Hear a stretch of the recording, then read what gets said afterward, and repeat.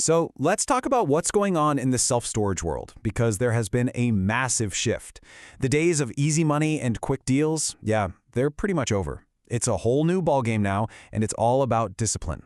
The real question is, how do you win? Let's dive in. You know, this quote from an industry insider just says it all, doesn't it? The Wild West. That's what it was. Deals were flying, projections were everything, and money was easy. But that era is officially behind us. The rules of the game have totally changed.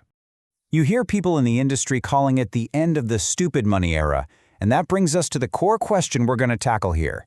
In a market that now demands hard proof, real numbers, and, well, discipline, how do you actually come out on top? To figure that out, we've got to zoom out for a second and really understand the new economic reality that every single investor and operator is facing. This is the big picture. So what's really changed? Well, it's kind of like a perfect storm. You've got interest rates that are higher and sticking around, which makes every deal way more expensive.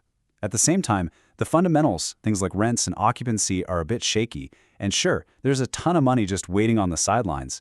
But here's the catch. The buyers are being extremely cautious. And listen, this isn't just some theory. This is a quote from an investment sales broker who was right in the middle of it all. He's admitting he helped place some of that so-called stupid money. It just shows you how different things are now compared to just a few years ago. Okay, so we keep using this word discipline. But what does that actually look like on the ground? For buyers and sellers, what's the real practical difference between then and now? This comparison really nails it. Back in 21 and 22, it was all about the future, the upside. People were buying based on a story, on a projection of what a property could be worth. But now, it's all about what it's worth today. The speculation is gone. It's been replaced by a demand for proven, in-place performance. And that brings us to the most important metric in today's market, the T12. That stands for trailing 12 months, and it's exactly what it sounds like. It's not a guess, it's not a hope, it's the hard, cold, verifiable proof of how your property has actually performed. It's basically your report card for the last year. So here's the bottom line, the one thing you really need to get. Nobody is buying your story anymore. They are buying your numbers. A buyer is not going to pay a premium for what you think your property might do next year. You have to prove its value right now with that T12. Okay, so this creates a whole new challenge, right? And this is where it gets really interesting. If your entire valuation hangs on your proven performance, how in the world do you find and fix all those little hidden problems that are silently eating away at your profits and dragging those numbers down? This leads us to something I like to call the leaky bucket problem.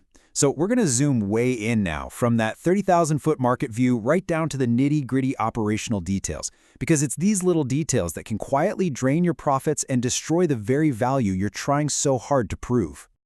I mean, look at these leaks. On their own, they might seem small, but trust me, they are absolute killers. A broken link on your website, a phone number that goes nowhere, a contact form that disappears into the void. Every single one of these is a lost customer, a frustrated lead, and another hole in your revenue bucket. And please, don't think for a second this can't happen to you.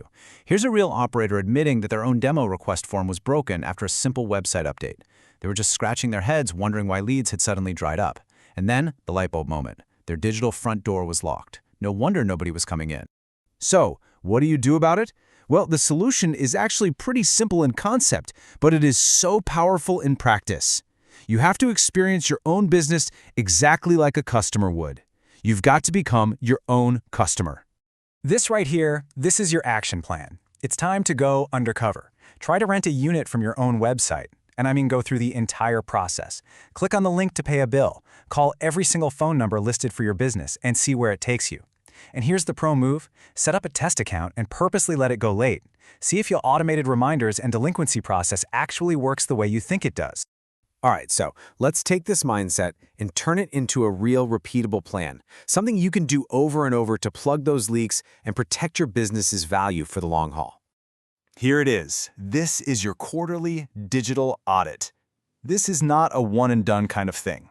Every 3 months, you or someone on your team needs to physically check every single one of these customer touchpoints.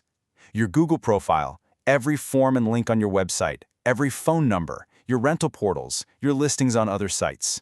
Put a reminder in your calendar and make it absolutely non-negotiable. Now, if you think that sounds like overkill, just listen to this story. An operator discovered that one of his locations had been marked as permanently closed on Google, and Google's algorithm just accepted it. It's a terrifying reminder that you don't actually own that profile.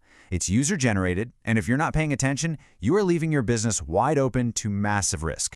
And that really brings us to the final takeaway here. In this new market that demands discipline, your big picture strategy is completely dependent on getting the tiny little details right. So I'll just leave you with this one question to think about. When was the last time you actually tried to be your own customer?